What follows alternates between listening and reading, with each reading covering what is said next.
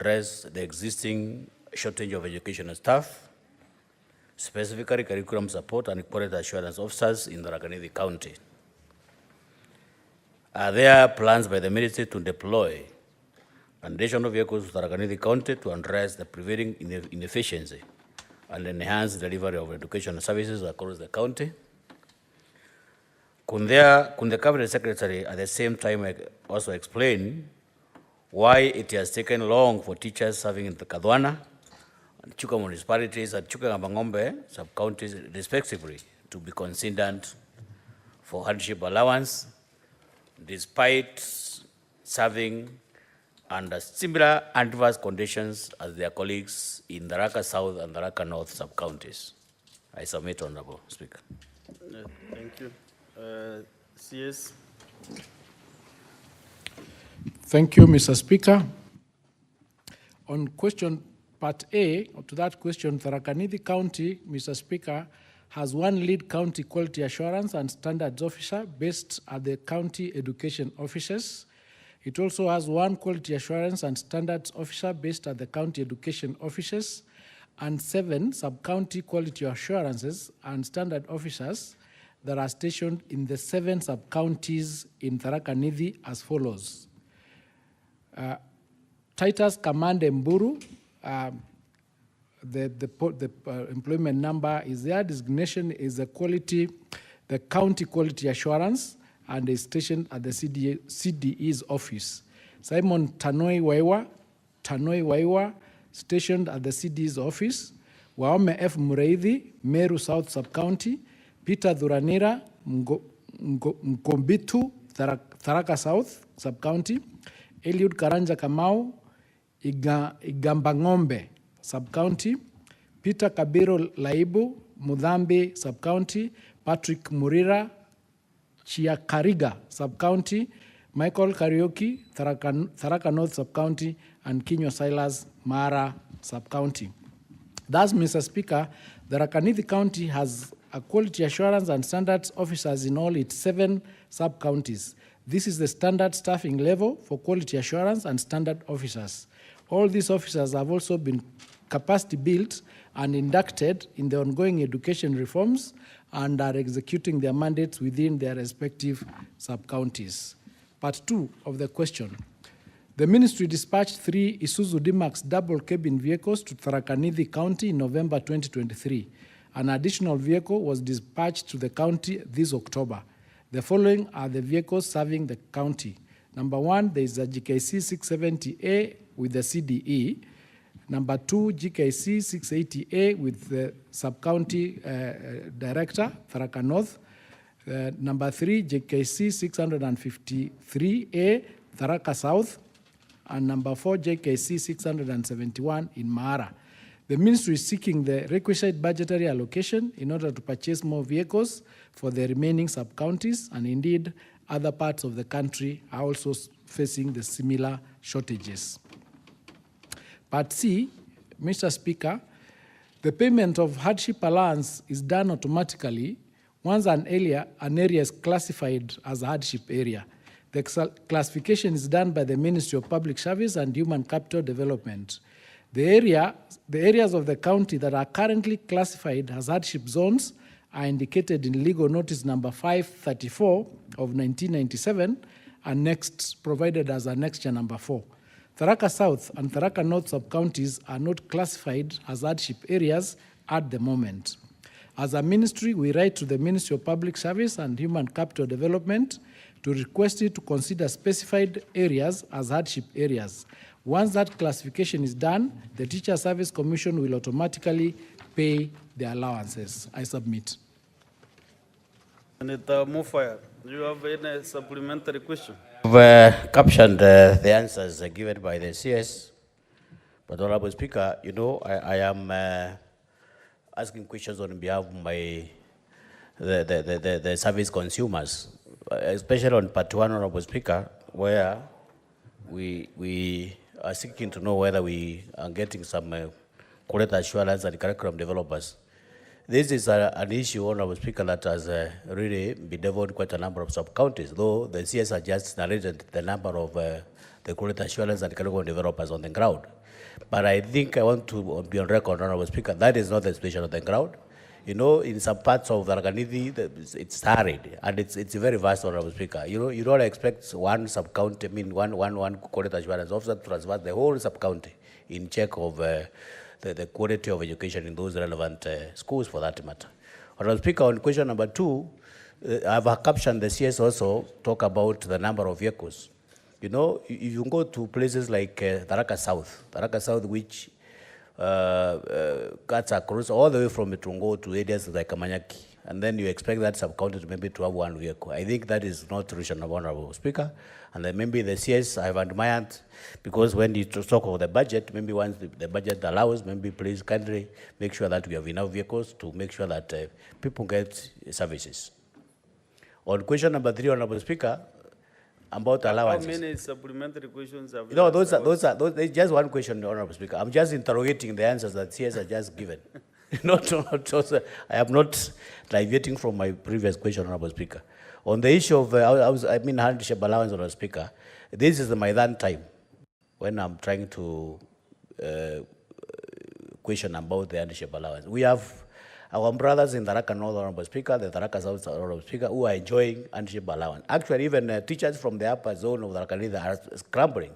They are struggling to go to Tharaka where they can get some extra coins. So if you go to Ekambangombe, sub-county, Honorable Speaker, it is equally hardship, just like Tharaka South and Tharaka North. I think, I don't know what measures the ministry is supposed now to initiate to make sure that we don't have disparities in those 3 sub-counties, Honorable Speaker. Let me get a few other supplementary questions. Maybe you can add them together. Senator Joyce Colil.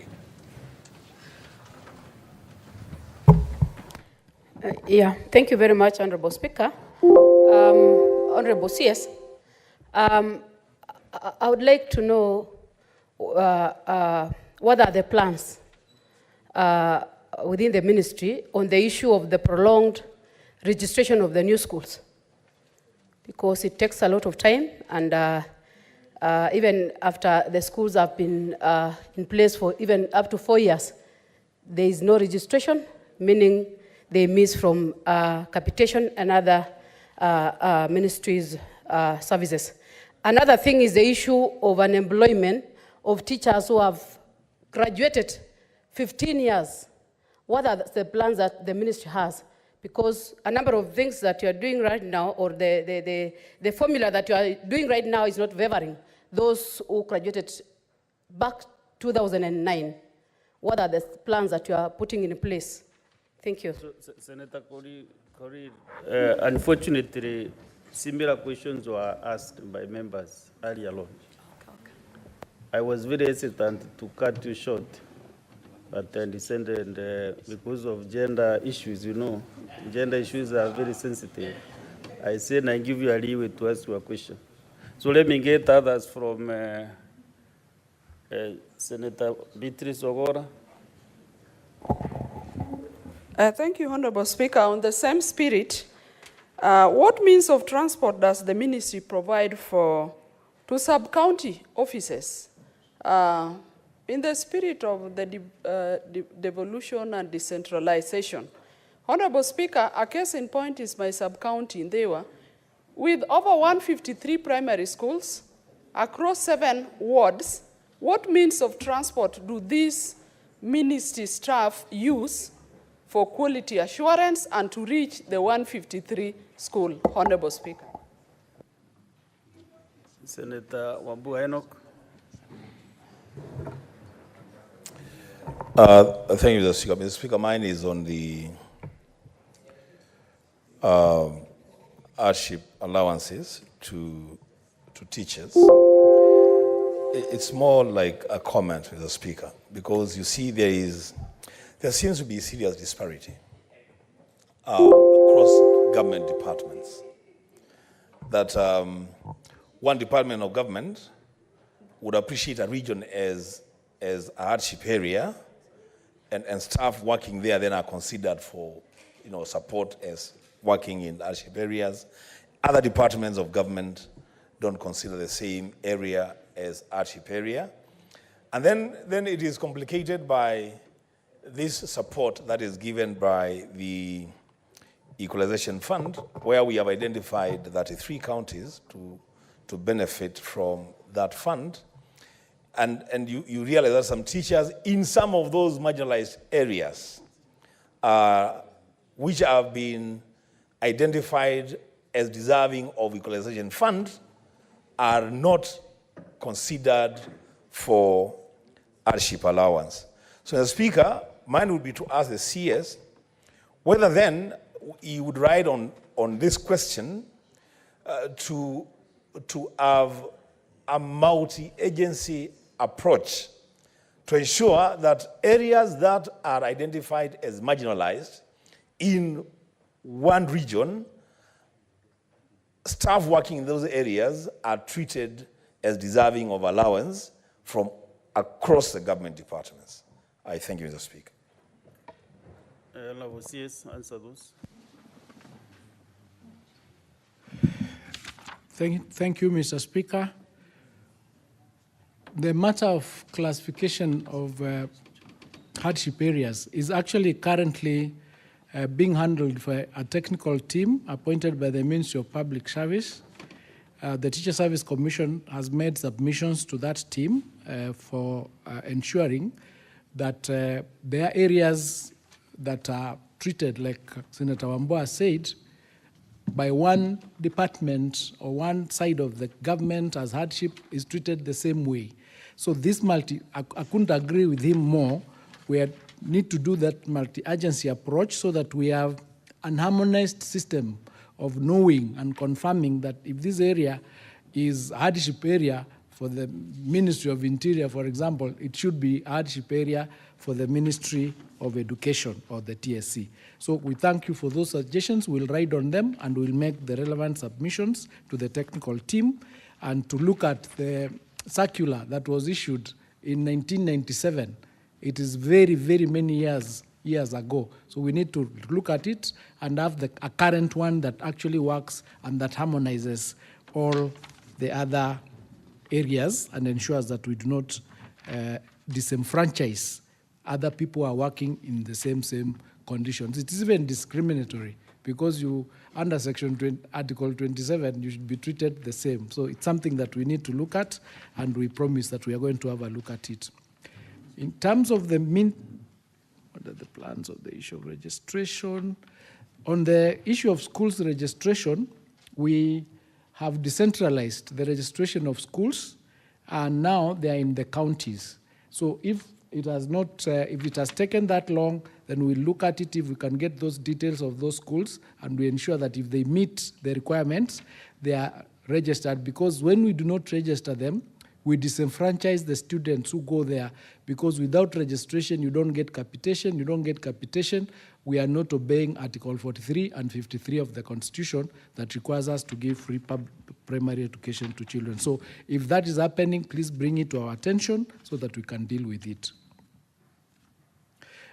On the issue of the means of transport in Ndhiwa, the position is the same as I have answered. Each particular county has a vehicle and sub-counties have a vehicle, but they are not sufficient, they are not enough. Some sub-counties have 2 vehicles, some counties have 2, 3 vehicles when they need maybe 5. So we are rationalizing that and trying to get the funds from Treasury and budget in order to ensure that each sub-county at least has 1 vehicle in order for our officers to be able to move around. And for Ndhiwa, what I could suggest, because I don't have the data here, I will get the data and share it with the member so that we are on the same page. I think we've covered the issue of the hardship alliance and the issue that Senator Wambua raised. I submit. Senator Beatrice Ogora, what is your clarification? But you have found that the CS has no data for Ndhiwa or Homa Bay. Honorable Speaker, if you allow, I would have just loved to get an example of which sub-county, especially maybe in Homa Bay, has a vehicle. Because to my knowledge, I don't see any. That is the data that the CS has requested to avail to you. And soonest time possible. So CS, once you are in, you can We have actually requested for the list. Maybe before we leave, if I get it, I'll share it with you. thank We've you. requested from the office to get Chair, the list. Education. Thank you, Mr. Speaker. There is an important question, and I thank you for giving me the opportunity to ask it. Related to the Quality Assurance and Standards Officers, Mr. Speaker. In response to the question asked by Senator Mwenda Gataya, the CS has said that the standard staffing level for Quality Assurance and Standards Officer, according to his response, Mr. Speaker, is 1 officer per sub-county. Mr. Speaker, I want to challenge this because, the CS should know that we had what we used to call the Directorate of, Inspectorate. And there's a reason, Mr. Speaker, why this was changed from Inspectorate, because it denoted, fault finding. It was changed to Quality Assurance and Standards. Mr. Speaker, I put it to the CS that there is a big shortage, abiding shortage all over the country, Mr. Speaker, because if you say that that the standard staffing level is 1 officer per sub-county, then, Mr. Speaker, these officers are not adequate to go to schools and help in curriculum support. So I think I want to challenge that because the CS seems to be comfortable with that standard, that we need more quality assurance and standards officers in order for these officers to guide schools and teachers and to help them in curriculum support. So I think I would want to, Mr. Speaker, to hear from the CS whether he thinks that this is sufficient, and if not, what then the ministry thinks should be done. Otherwise, curriculum support is something that teachers need, because now we are not inspecting teachers, we want to assist them. We need more officers. Mr. Speaker, I thank you. Chair, Education. I thought you are lamenting more than us, who are not in the Education Committee. And we request you to do more interaction with the CS so that you can sort these problems. I can see you understand everything, so do a lot of interaction with the ministry so that... I hope it's possible. I've not even met him since he became CS. No, I will request him to meet the committee today from the chair. I want us to go to the next question, honour members. We have so many other questions left here. And therefore, I encourage that maybe as we move along, you can ask, I'll be giving that to you at least to ask that question. Senator Karungo, ask question 100.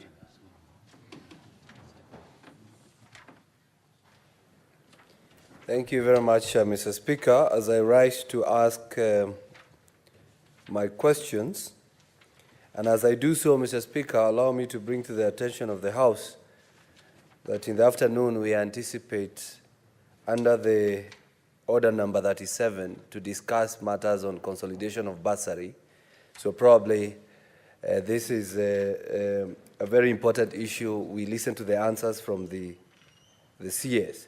My question, Mr. Speaker, could the Cabinet Secretary provide statistics on the total amount of funding allocated for bursaries at both the county and national levels over the past 3 years, and clarify on how the funds have been disbursed per county? B, has the government maintained records of all bursary beneficiaries? And could the Cabinet Secretary explain the mechanism for tracking this information? Question number 3, what is the number of students who have benefited from bursary allocations at both the county and the national levels during the past 3 years?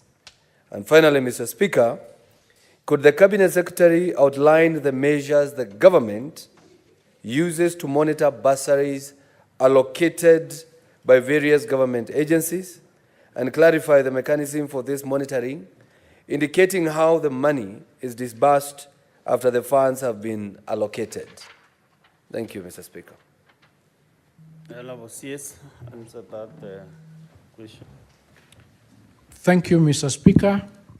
With respect to this question, Mr. Speaker, and with your kind permission, allow me to respond to these questions, the four sub-questions together, collectively, if it's okay. Okay. Thank you, Mr. Speaker. Firstly, I wish to state that the ministry does not provide any bursaries for basic education. The ministry only administers the Elimu Scholarship, which supports selected students through secondary school. The scholarship has been running since 2020, and out of that period, a total of 52,000 students have benefited under the program. The breakdown of the funding per year is as follows.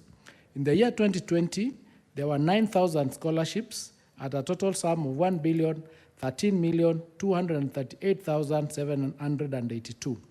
In the year 2021, there was 9,000 scholarships at a total amount of 1,322,841,971. 2022, there was a total of 9,000 scholarships at a total amount of 2,967,055,422. In 2023, there's a total of 10,574 scholarships at a total amount of 3,405,949,326. And in 2024, we had 14,426 scholarships at a total amount of 4,018,177,480. That makes a total of 52,000 scholarships at a total amount of 12,727,262,981. Secondly, bursaries are provided through the framework of the National Government Constituency Development Fund and the county governments. The Ministry of Education is not involved in the processes at both levels and does not have the records of the allocations of awards that are made by the respective members of parliament and the county governors. The ministry does not have any legal or administrative mechanism for monitoring the bursaries allocated by the CDF and by the county governments. Mr. Speaker, the challenge relating to the management of bursaries and scholarships was identified by the Presidential Working Party on Education Reform. The Working Party noted that there are various sources of funding available, but that they are fragmented and uncoordinated, leading to some students benefiting from multiple awards while leaving many others outside or without. The government is spending heavily on education, Mr. Speaker, at 27% of the total expenditure, total budget expenditure. This is well beyond the UNESCO recommended rate of 15 to 20% of the annual public expenditure. Yet, we still experience lower outcomes, which can be attributed to inefficiencies in the allocation of resources in the sector. To address this challenge, Mr. Speaker, one of the recommendations by the Working Party was to create a coordinated framework for scholarships and bursaries across all levels of education. In this regard, Mr. Speaker, we've developed two bills. One, the Basic Education Bursaries and Scholarships Bill 2024, that establishes Bursaries and Scholarships Fund to coordinate and administer scholarships and bursaries in basic education. The Council will also provide oversight in the governance of scholarships in the county and maintain a database of the administration and coordination of scholarships in Kenya. We have also developed the Tertiary Education Placement and Funding Bill 2024, which creates the Tertiary Education Placement and Funding Authority. The authority will have the mandate of placing students in tertiary institutions and granting loans and scholarships. It will also maintain a database in tertiary education and placement and funding. The bills were subjected to stakeholder validation on the 1st of March 2024 and to public participation from 28th February 2024 to 15th March 2024. They are awaiting cabinet approval, after which we will submit them to Parliament. We will welcome the support of this honorable House and this honorable House in debating and passing these bills with any necessary amendments so that we can create a foundation towards ensuring that resources in the education sector are optimally used. I submit. Senator Karongo. Mr. Speaker, I think the good CS evaded my questions, and I believe the response is not satisfactory in the sense that I'm sad to hear that the Ministry of Education appears to lack awareness of how much bursaries goes to government schools, of which the ministry is in charge. Mr. Speaker, whether the bursary is given by CDF, by Women Rep, or by the county government, I believe the school receives the money and they're supposed to report back to the ministry. So I think this answer is not very satisfactory. But I have a supplementary question. If you allow me, I can ask one, because I am entitled to two. Then after that one is answered, I can come back and ask the second one. Thank you very much, Mr. Speaker. So in that regard, to my question to the CAs, how much does the ministry need to make secondary education free, fully free? How much would you require to make sure that everybody who goes to secondary school doesn't pay anything? Thank you very much, Mr. Speaker. Okay, let me pick 2 or 3, especially from those who have not spoken this morning. Senator Mbogwa, George. Thank you, Mr. Speaker. I would want the Cabinet Secretary to clarify something for me. In the breakdown of what you've given, we take the example of the year 2024, and you've given the figure, the total amount, and the number of scholarships. I don't know whether I'm getting it right, but it's coming to almost 200 and something thousand per annum. Could you elaborate this and probably tell this House, these 14,000, are they in where are they? So that we can know where these schools, where maybe you are giving 200,000 plus. Thank you. Senator Veronica Oheti. Thank you, Honorable Speaker, and Honorable CS, welcome to Senate. I said I'm giving senators who have not spoken this morning. And there is no policy that says I should give this end and this end. Senator Catherine, you know you are in the proceed. Proceed, Catherine Veronica. Thank you, Honorable Speaker. Honorable CS, we are headed for school holidays in another few weeks in December. And you know, during school holidays, girls suffer a lot of violence is meted against them, especially school girls. Those who face FGM, mutilation through FGM, and these are school-going children.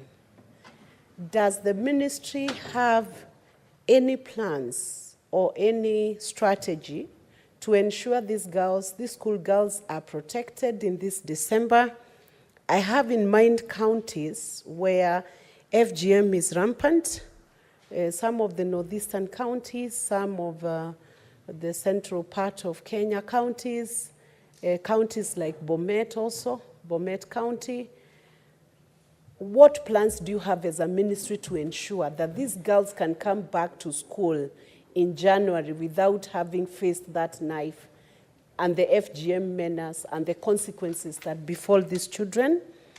And what is the ministry doing about the 68 or so girls who have been prosecuted because of going through the rights? The victims have been prosecuted through criminal proceedings, and they are facing sentences or serious penal consequences because of having faced the knife, and yet they are taken by adults. What measures do you have as a ministry to safeguard? Thank you, Senator Veronica. But kindly members, ask a question relevant to the prime question. Because you are now handling bursaries. You know the CS, his mind is focused on bursaries. And now you will take him to FGM. So let us first ask questions relevant to the questions requested by members. Then if we have some time later, we can give the general questions. Is the bursary if they are going through the Okay, Senator FGM? Veronica, you have been none. They can't. Thank you, Senator Kavidu. Thank you, Mr. Speaker. But my question to Honorable CS is not about CDF and bursaries. It's about hardship allowances in Mwala and Kalama sub-county. Honorable CS, by all standards, Mwala and Kalama sub-county is supposed to have been, qualifies to hardship allowances, because even the surrounding sub-counties like Yatta and part of Makueni, where we border Mwala, receive hardship allowances. And so I'm wondering, because we've been requesting for these allowances for Mwala sub-county and Kalama, and nothing is coming up. Mr. Honorable CS, what are you doing about Senator, these sub-counties? Thank you, Mr. Honorable CS. Mr. Speaker, no, just have your seat now, have your seat. Let us have some on the country. If you know, I want to give you free advice, is that the CS actually responded to those questions and indirectly and do very well to the Minister of Public Service. That is where senators we should go to sort out these issues on hardship allowances. Olende, so I understand what you mean, but kindly let us ask questions relevant to the prime question. Otherwise, I will ask my team here to disconnect any member who is digressing from the main question, because you have several senators who have been here since morning to ask their questions. CS, you can answer those. Then from there, we are going to the question by Senator for Isiolo County.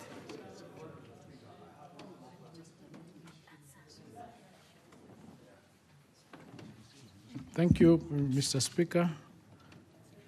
I was trying to get some clarity. I just want to state that I don't want it to go on record that I'm evading a question. The response that I'm giving is a response based on the facts and the data that we have and the information that we have on the issue of bursaries and on the issue of the scholarships, so to speak. And it is true that the schools receive these bursaries, and the ministry has no system of getting feedback, or has not been having a system of getting feedback of how much bursary the students have received. So I think it is a good suggestion that maybe going forward, we need to have a structure where all the amounts paid per child to a school needs to be databased or domiciled in the ministry. And that is the reason why we said that the exercise is uncoordinated.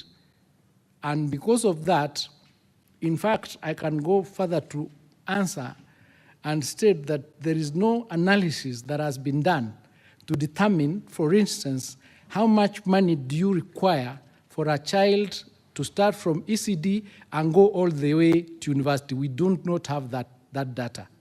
That is the same position vis-a-vis that we do not have also data of how much money as a country are we spending on education. The 27% I talked about is the government allocation. There is other figures, other amounts that donors give, other people contribute, the donations we give. That analysis has not been done to determine how much money are we really spending in education. And that's the conversation that came about after we started having these issues relating to the higher education funding model.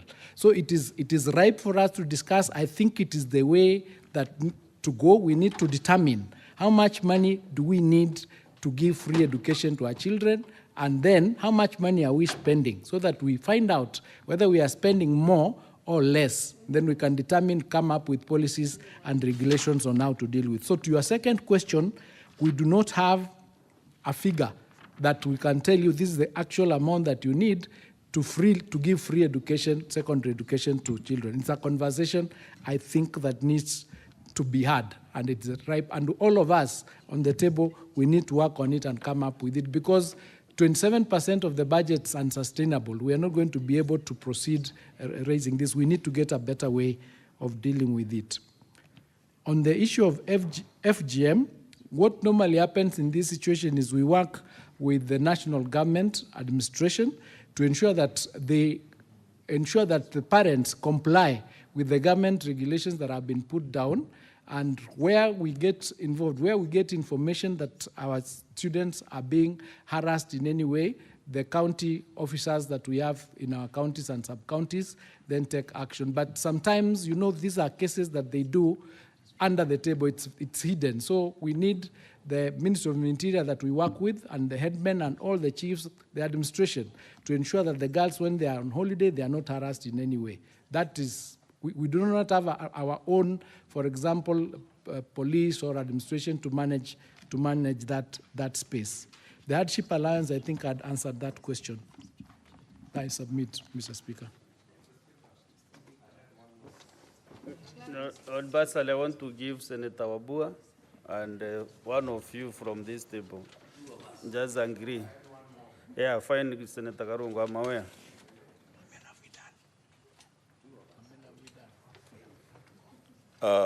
Thank you, Mr. Speaker. Mr. Speaker, this area of bursary is a very gray area. Very, very gray area. And I'm happy we'll be discussing this later in the afternoon. But because the CS is here, I want to know from him whether the presidential bursary scheme for orphans and vulnerable students is still operational, and who benefits from it. Mr. Speaker, I ask that question because some of these things, we just read them on paper. I would actually specifically wish after this, because maybe he doesn't have that data, if you can give us a list of students per county who have benefited from that presidential bursary scheme. I thank you. Senator Colin Joyce. Yeah, thank you very much, Honorable Speaker. It sounds so funny to learn from the CS that the ministry doesn't have the amount that can give our students or pupils to have free education. What formula are they using to come up with capitation? Because capitation is based on population. What formula do they have as a ministry? Senator Newton, just direct question like your colleague.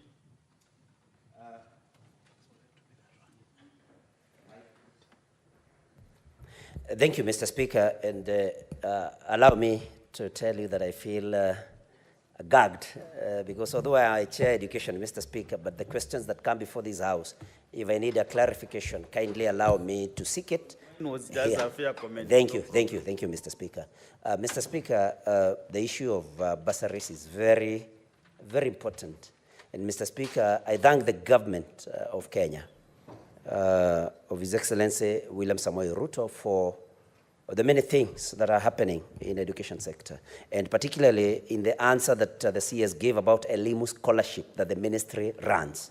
And we have seen figures there, Mr. Speaker, but would the minister kindly tell us what criterion the ministry uses to identify the learners that benefit from Elimu scholarship? Because looking at the year 2020, for example, Mr. Speaker, very quickly, and I know that we don't have time, if you divide the number of the learners that have benefited from these scholarships, it was supposed to be about 112 if it was uniformly distributed. But the question is, how do they identify the learners that benefit from Elimu scholarship? I thank you. Senator Karungu Odhango. Mr. Speaker, from the admission of the CS that there's no data present or available, or even the monies that are disbursed to schools, I think as a Senate we need to step in and assist the ministry so that we are able to have that data. In line with that, Mr. Speaker, and not to speak on behalf of Senator Mbogwa, there was a question he had asked about the 4 billion that was given to 14,426 as scholarship. Mr. Speaker, if you do the math, that is to say each student received 278,000, Mr. Speaker, within this year of 2024. And if this money was to go to capitation, if you divide that to 22,244, it means that it could have assisted 180,000 students. So, Mr. Speaker, I think the best thing is to have this discussion as a House on the motion that we have and help the Education Ministry to have data, because nobody knows where the money is going. I do not have further questions, Mr. Speaker.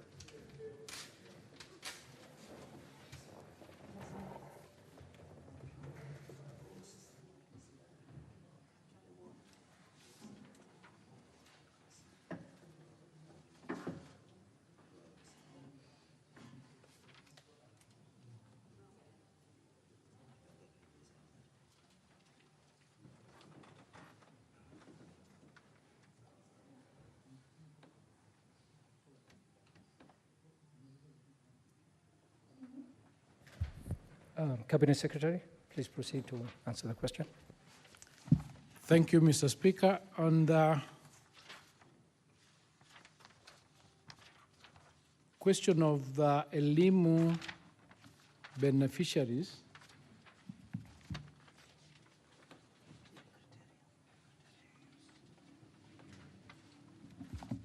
I'll give an answer just shortly, but the figure that you see is cumulative, and it covers not just tuition, but transport. It covers school fees, transport, personal kits, etc., and that's why the figure might look different. But I agree that we need a conversation. We need clarity. And the amount of money that the government contributes or gives us capitation per student, in reality, that is really not the actual figure that is spent. That's what I was talking about. If you say you are giving capitation of 1,450 shillings, that can't be the cost that you require per learner in that school, because the parent then is required to do other things. Yeah, and the figure goes up.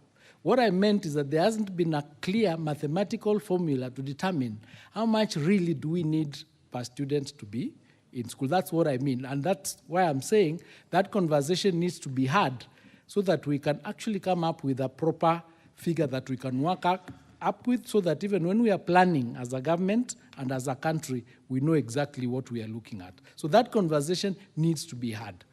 And we agree that it's time for it to be had. On the presidential bursary scheme, that scheme is still operational, but it is again domiciled in the Ministry of Labor.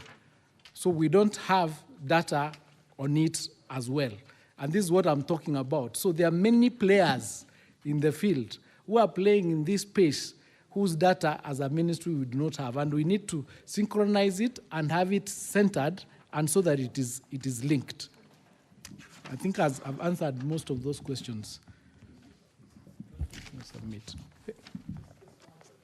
Senator Wambua, what is your clarification? Thank you, Speaker. Did I hear the Minister, the CS, say that the presidential bursary scheme is domiciled in the Ministry of Labor? Yes. Oh, my goodness. Can there be an explanation to that, Mr. Speaker? What does the Ministry of Labor to do with a bursary scheme for students in high schools? Please, Mr. Speaker. Yes, Senator Muma, what is your clarification? Thank you, Mr. Speaker, for giving me the opportunity. Mr. Speaker, one of the answers of the CS to Senator Thangwa's question is so important for us as Senate to interrogate. The CS has stated that the ministry of Education is not involved in the processes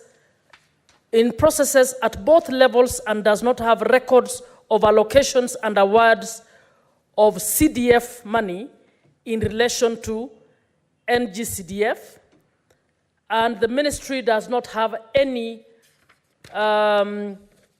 legal and administrative mechanisms for monitoring these bursaries.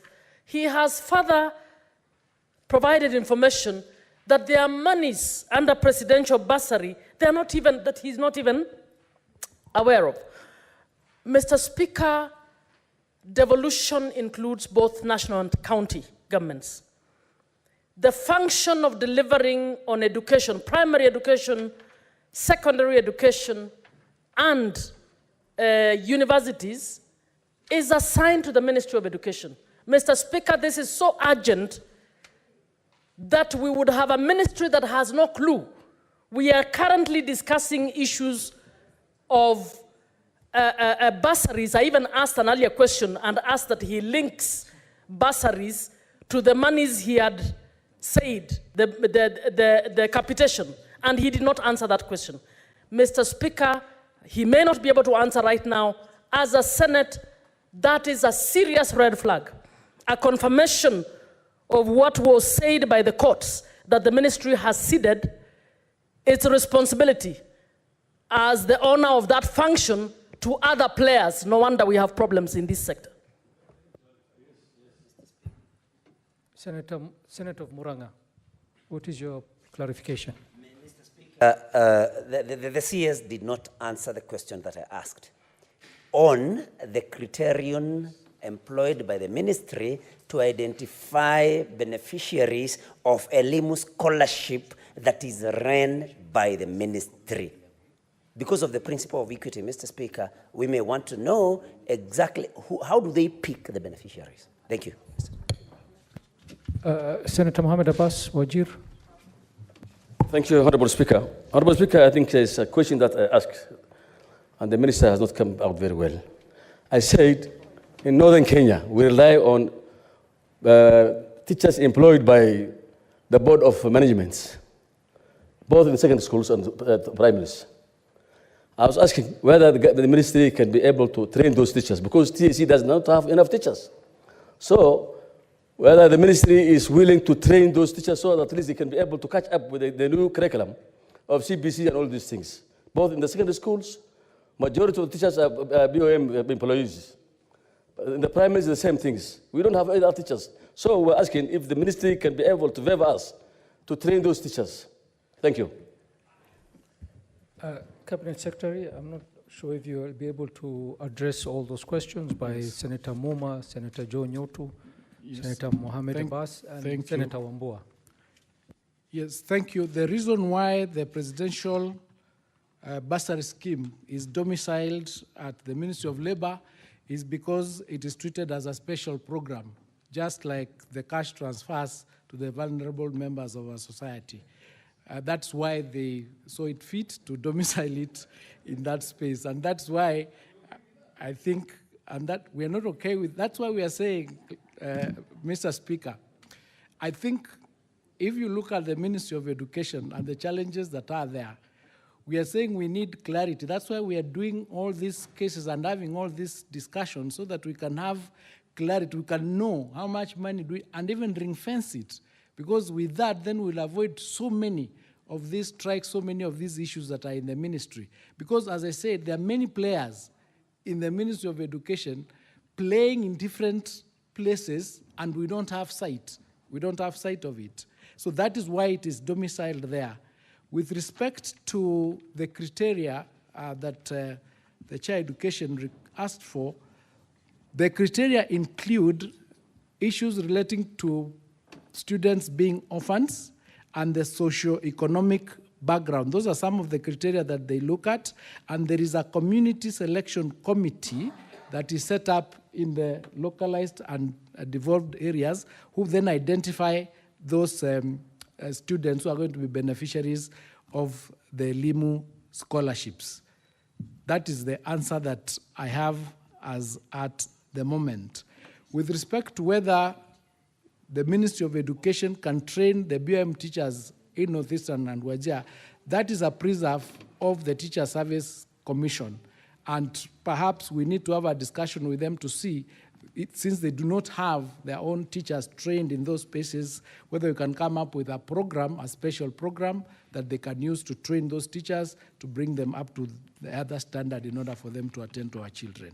So, honorable members, all that we are saying is that we are ready for that conversation so that we can bring clarity to this sector in all ways, including the funding, so that we can have linkages, we can have sites. Thank you. Senator Wambua, yes, what is your point of order? Mr. Speaker, you know we are listening to the CS, and clearly, it's very clear to us, it's clear to this country, that this ministry is basically just groping in the dark. They are hoping for a conversation to resolve these issues. To hear that a bursary fund is being treated as a cash transfer to Wazes, you know, it's really amazing. So my question would be to the CS and the ministry, before we have that conversation, what is the solution to the problems that you're clearly facing? What solutions are you proposing to get yourselves out of the mess that clearly you are in, Mr. Speaker? And how much money is put in that presidential bursary scheme? How many people are benefited? You can't just say it is being transferred as money to Wazes. You know, really. There must be a scheme of doing these things. That is why it is called a scheme. It's a fund, really. So, Mr. Speaker, we are left with a lot more questions than answers. Can you clarify what in-house solutions do they have to the mess that they find themselves in? Senator, I will have to put an end to this line of questioning. Okay, what's your point of clarification? There's something that Honorable Wambua is trying to raise. I've served in this parliament, previously in the National Assembly, as a vice chair to the LEPA committee. And we've never, at any single day, deliberate on the Limu Fund as a committee on labor. So I really want to know where this thing is. When was it started? Say that, because the presidential bursaries has been there. It has been there. The questions that honorable members are raising are very pertinent. When did these bursaries taken to the Ministry of Labor? Thank you. Honorable senators, we'll have to, at this point we have to proceed. Senator Abbas, what's your clarification? Honorable Speaker, you know, the Ministry of Education is supposed to make policies. TC does not make any policy. The money comes from the Ministry of Education. So when we ask, since we don't have teachers, in that country, those places of the Wajir and Garissa and those places, we are relying on the teachers being employed by the parents and the management of the boards. So we're only asking, Madam Waziri, with all due respect, whether you can come up with a policy so that at least we can be able to fill the gap. You train those people on the new curriculums so they can be able to teach the students. TAC only takes instruction from the Ministry of Education. So with all due respect, please come up with a policy, because TAC cannot employ each and everybody. The teachers are there. The parents have employed them, but they're not trained. Yes. Honorable senators, I think we have to understand one thing. As senators and as legislators, we've heard very clearly what the Cabinet Secretary has said in terms of the Limu Fund. And I think if we have an issue with it, it is for us as a Senate and legislators to take legal redress and address that issue. So I think as far as the Cabinet Secretary is concerned, he has given the position of the ministry. And as for the TSC, Senator Abbas, I think also he was very clear. The mandate for the welfare, recruitment, training of teachers is the mandate of Teacher Service Commission. So at this point, senators, I will have to leave this matter and proceed to the next question. Question by Senator Fatuma Dulo.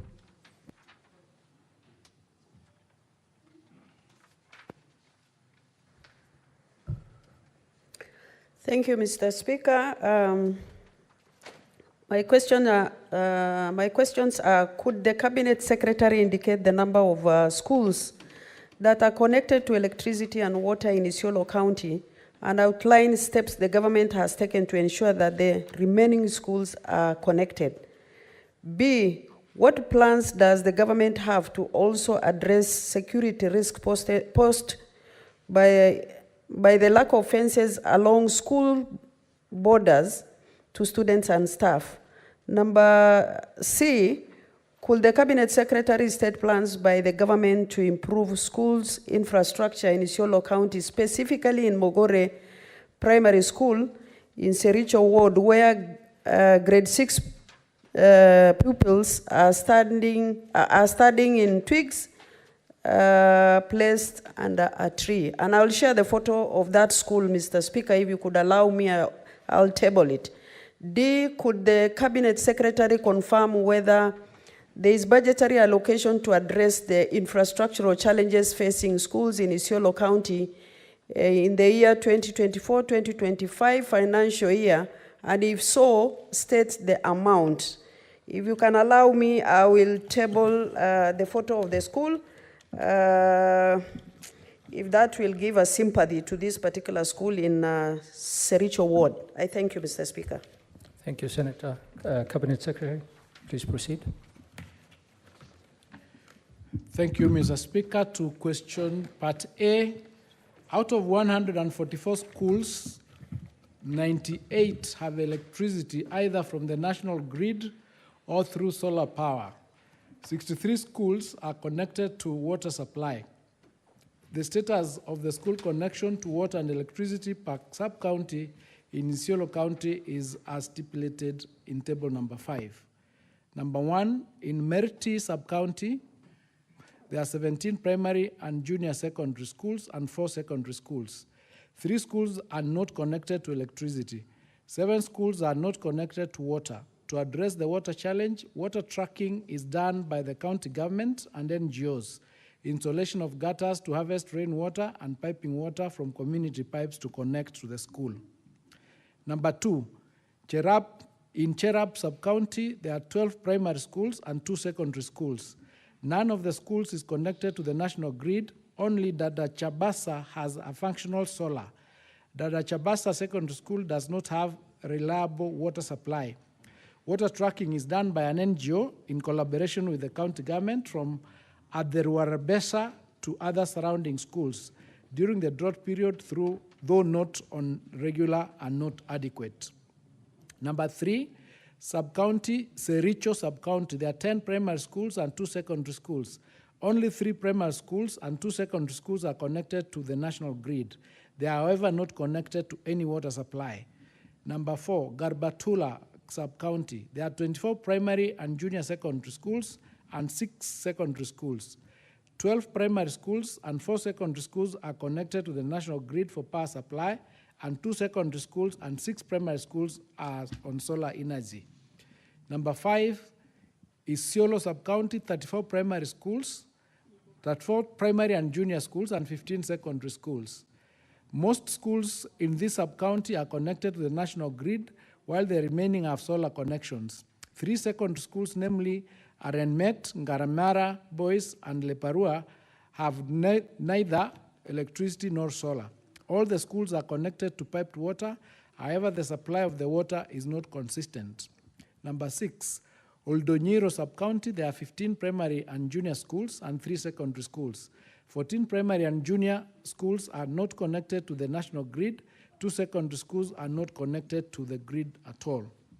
Mr. Speaker, the government is committed to ensuring that all schools have both electricity and reliable water supply, as these are essential for improving the quality of education and supporting the welfare of staff and students. The Ministry of Education works closely with the relevant ministries, especially the Ministry of Energy and Petroleum, county governments, and development partners towards addressing these challenges. In the meantime, to address the water supply challenges, NGOs collaborate with the county government to track water, install gutters to harvest rainwater, and piped water to schools. Part B of the question, what plans the government has? At the moment, Mr. Speaker, over 72 schools in Isiolo County do not have fences along their boundaries. The Ministry of Education is pursuing a multi-stakeholder approach to address the challenges posed by the lack of fences along school borders. School heads and boards of management are requested or required to prioritize the fencing of schools using the capitation that the government sends to them. At the same time, we call upon members of parliament to dedicate a part of the CDF to support the development of critical infrastructure such as fences for our schools. Part C of the question, Mr. Speaker, Isiolo County has benefited from the funds from the construction of junior school classrooms. The ministry has disbursed resources for the construction of grade 9 classrooms in the county. Already, 22 classrooms have been built in 21 schools. An additional 50 classrooms are being constructed in 42 schools across the county. The government has also provided Kenya shillings 11,725,483 to the 2 constituencies in the county for the construction of additional classrooms. Mogore Primary School is one of the targeted schools, Mr. Speaker. The construction of grade 6 classroom has been earmarked by the area CDF for this financial year. It's also important to note that the capitation disbursed by junior and secondary school has a component of 4,000 shillings for maintenance and infrastructure. Parents with children in boarding schools also pay an extra 2,000 shillings towards maintenance and infrastructure as part of parental obligation. Number 4, part 4 of that question, could the Cabinet confirm whether there is a budgetary allocation to address infrastructural challenges? Mr. Speaker, the resources that have been provided to address infrastructure challenges are as I've explained above. There is no additional budget for the year 2024-2025 for infrastructure. I submit. Senator Dulo, do you have a supplementary question? Mr. Speaker, I have many questions and also interrogating the response. If you don't mind, I'll go once. Just 2 questions. Supplementary is 2 questions. Mr. Speaker, this is really a weighty matter. I'll go very fast. 2 minutes will be enough for me if you can allow me. Okay, they are all related. They are all related. 2 minutes. Thank you, Mr. Speaker. First, I'm really disappointed with the response given by the CS because I would have expected him to give me the list of the schools that are listed and the ones that are not. But the response is general. This number of schools and this number of schools. It will be easier for me to follow which school, or even members of public, which ones don't have electricity, which ones don't have water. Number 2, Mr. Speaker, it's really unfair for the ministry to tell us that CDF will be provided, or national government, I mean county government, will provide water, when I know very well that county governments are unable even to provide water to its own citizen. So many schools, they don't have water, and I wish the ministry could actually liaise with the relevant departments and ministries to ensure that the schools have electricity and they have water. Mr. Speaker, again, I wanted to ask, what strategies are there in place to make sure that capitation allocation has been utilized properly? Because if it's properly utilized, that money will help our kids. Again, Mr. Speaker, I would expect the CS to have given us, this is what CDF has done, this is what national government has done. On the fences, there's so much drugs that are there in our counties. Without fence, the issues of discipline will be affected. The issues of drugs will affect also our kids. What is the ministry doing about it? I thank you. Cabinet Secretary. Thank you, Mr. Speaker. On the first part of providing the particularized list of those schools, we will be able to provide you with that list and send it to you so that it aligns with the information that we've given. Now, we do work with county governments because water and sanitation are developed functions. So we try to work with them to provide some of these facilities to the schools. And we work with the Ministry of Water as well and the Ministry of Energy and Petroleum to ensure that some of our schools, most of our schools through the last mile program, are actually connected to power. So we are doing all that we can to ensure that all our schools are actually connected to power or solar, and that water is also provided. In terms of the capitation and utilization of it, we do have accounting programs or accounting standards that once the funds are released to schools, they have to do returns, and accounting is done, and the schools, all the money is audited by the Auditor General to confirm that the amount that is given to schools has been utilized properly. Yes, we agree in the counties we've got a lot of drugs and it is everywhere, and the question of fences as an infrastructure requirement is because of financial and budgetary limitations, and we'll continue looking for resources and working together as a team to ensure that our schools are fenced. Thank you. Thank you, Cabinet Secretary. We proceed to the next question by Senator. I didn't see any interest for supplementary questions.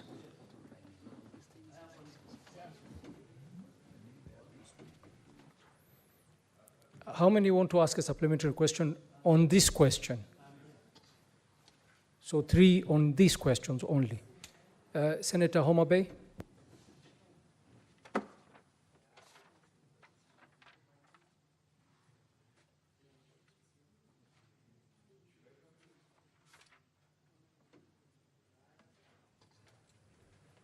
Mr. Speaker, as I ask my question, allow me to congratulate the ministry and congratulate the millions of children who are finalizing their KPSEA examinations today. Unfortunately, from the presentation by the minister, it is clear that the ministry seems to be as clueless as the children who are doing exams today. The children doing exams today are not very sure what happens after that examination. Mr. Speaker, I'm a parent of a child who's sitting his final examinations today. And with the confusion that has come up, the CS saying that a sessional paper on CBC is still under development, and yet our children are already sitting exams, Mr. Speaker, that is a sign of serious problems. If we want to destroy a nation, destroy its education system. And the submission by the CS is a confirmation that our future is bleak. The CS says we have teachers without jobs, we have children without teachers, and he wants to export teachers. It's a mess, Mr. Speaker. My question goes to the CS on the infrastructure question from Senator Dulo.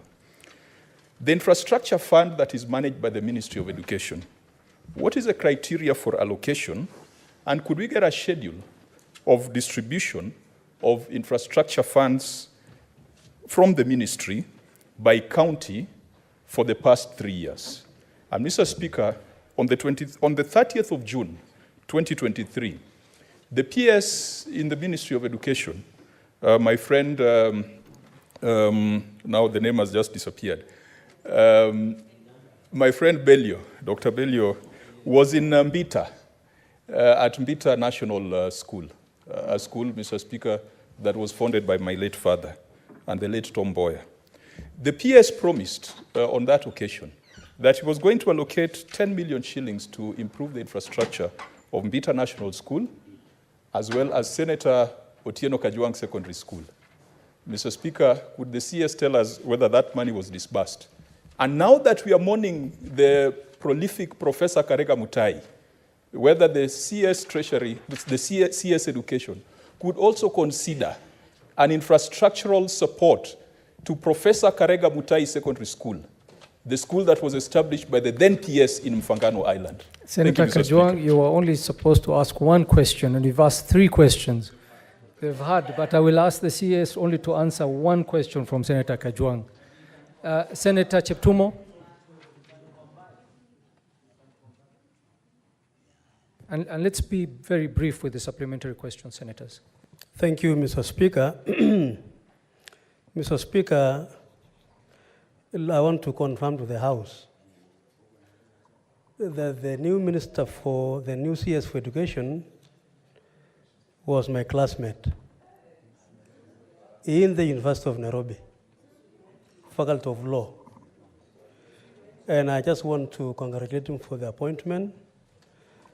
And we look forward to you serving our country and our sector of education diligently as you have always been.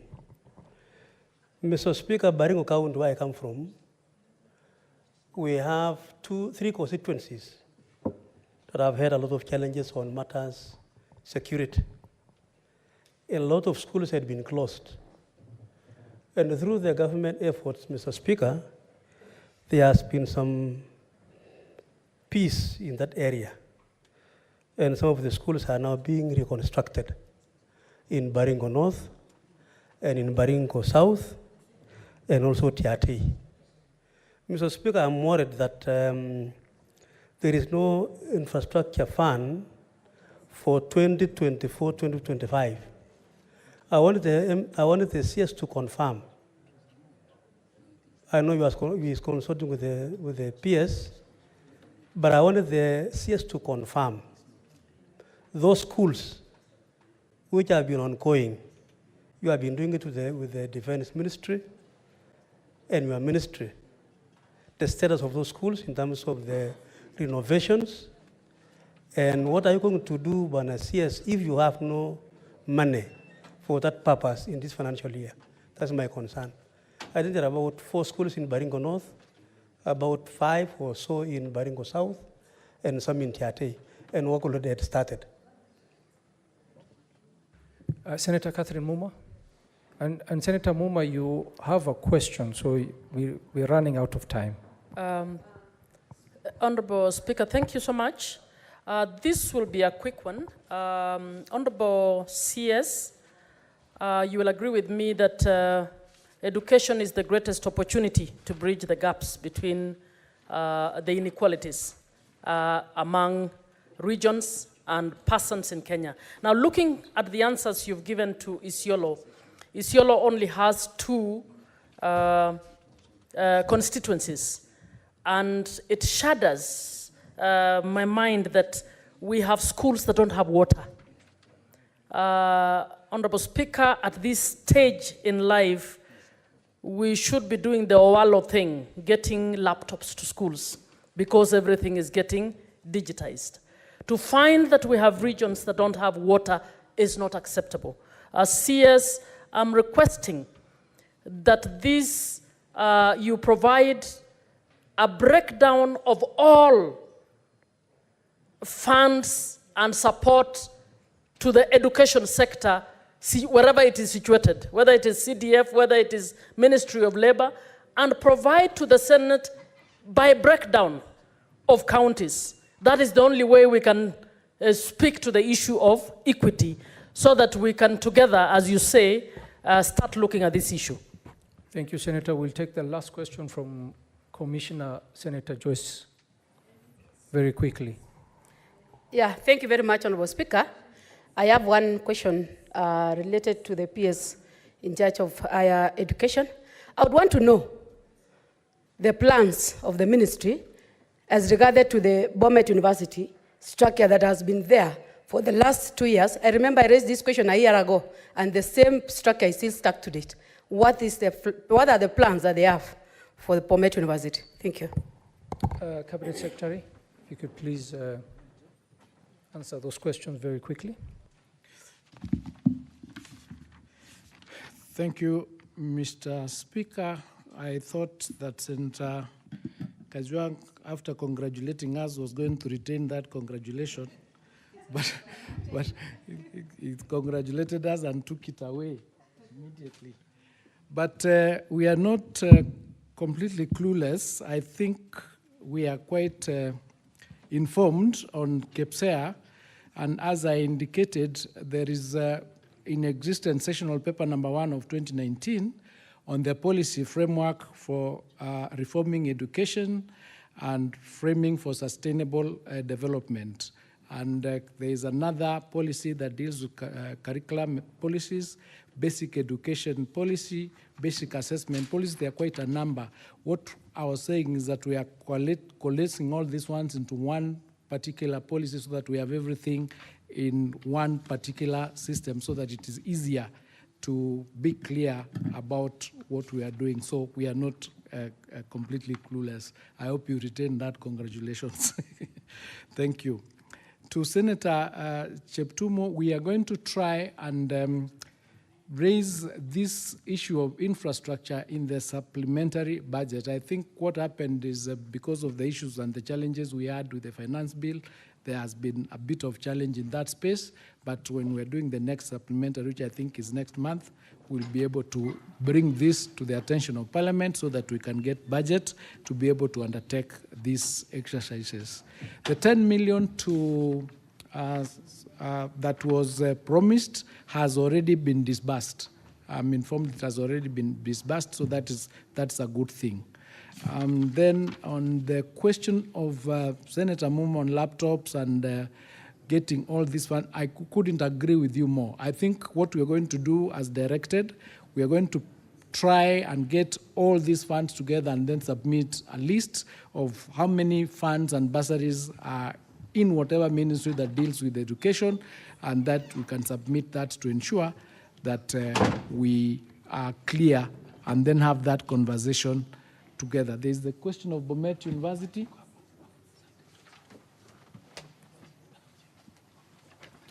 Mr. Speaker, we had allocated funds in the budget for Bomet University, but when the budget was rationalized this year again because of the finance bill of 2024-2025, it was rationalized to zero. So we shall again try and work backwards and see how much can be allocated for us to be able to complete those. And there are many instances where this has happened. We are going to continue working to ensure that we have a number of ongoing capital projects, I think, across 38 universities that amount to 62. And so we are working to ensure that that figure is included in the supplementary budget I submit. Thank you. Honorable Senators, we're going to try and move very fast. There are 3 questions remaining by Senator Mbugua, Senator Boni Kalwale, and Senator Muma. So we will take the 3 questions, and the CS will reply to the 3 questions, and then once he finishes the replying, we will take the supplementary questions. So Senator Mbugua, please proceed with your question. Thank you, Mr. Speaker. I rise to ask question number 111. Could the Cabinet Secretary tell us what is the budgetary allocation for capitation to primary special schools and units, special needs education, S&D junior and senior secondary schools in the 2024-2025 financial year? And could the Cabinet Secretary provide a status update on the establishment and implementation of the minimum essential package capitation for special needs schools and units? And B, what is the budgetary allocation for infrastructural development in primary special schools and units in the 2024-25 financial year? And could the Cabinet Secretary provide a per county list of all the ongoing infrastructural projects in the schools? And C, what budgetary allocation has been made for the construction of a learning materials and assistive devices production unit at the Kenya Institute of Special Education, as well as for the procurement and supply of instructional materials and devices to special needs schools and units in the 2024-25 financial year? And could the Cabinet Secretary explain how this allocation has impacted on the S&E capitation? And D, could the Cabinet Secretary also provide details on the disaster mitigation measures and administrative protocols the ministry has put in place to address the diverse safety needs for learners in special schools and units? Thank you, Speaker. Thank you, Senator. Senator Catherine Muma, question 115. Thank you, Honorable Speaker. My question to the CS is 1, could the Cabinet Secretary provide a status update on the program for the construction of the required 16,000 classrooms and other related critical infrastructure across the 47 counties in preparation for the transition of junior school learners to grade 9, and also indicate the number of schools that are adequately prepared to accommodate grade 9 learners? 2, how much money has been allocated for the successful completion of the program in the 2024-2025 financial year? And could the Cabinet Secretary state the amount disbursed so far? 3, what measures has the government put in place to ensure the program is completed before the start of 2025 academic year? And 4, could the Cabinet Secretary explain how government plans to address the existing shortage of junior school teachers, which is expected to worsen with the transition of junior school learners to grade 9? Thank you. Senator Boni Kalwale, question number 36. Thank you, thank you, Speaker. Mr. Speaker, sir, I would like the Cabinet Secretary to confirm whether 36,505 teachers were promoted following the recent countrywide interviews, and if so, provide a breakdown of their distribution per county. And secondly, could he provide a list of all the promoted teachers indicating their respective ethnicities and counties of origin? And finally, how many of these teachers were interviewed for promotion? And could he explain any measures put in place to ensure that the outcome met the constitutional requirement for regional and ethnic balance? Thank you. Yes, Catherine Moma. Thank you for your indulgence. The 5th question is, could the Cabinet Secretary outline any steps the ministry is taking to address concerns raised by the Kenya Union of Post-Primary Education Teachers, KUPPET, and other stakeholders regarding staffing, teacher motivation, and overall capacity of primary schools to accommodate junior school learners? Thank you, Cabinet Secretary. You can proceed to answer those questions. Thank you, Mr. Speaker. To the question by Honorable George Mbogwa. Mr. Speaker, in the financial year 2024-2025, at the primary school level, 166.9 million was allocated as free primary education capitation to 117,565 special needs education learners in primary schools. In addition, 270.3 million was allocated as top-up on the free primary education capitation to the 117,565 special needs learners at the rate of 2,300 per learner. This amount is for the provision of specialized learning materials, as assistive devices and technologies. For learners in special boarding schools, 455 million was allocated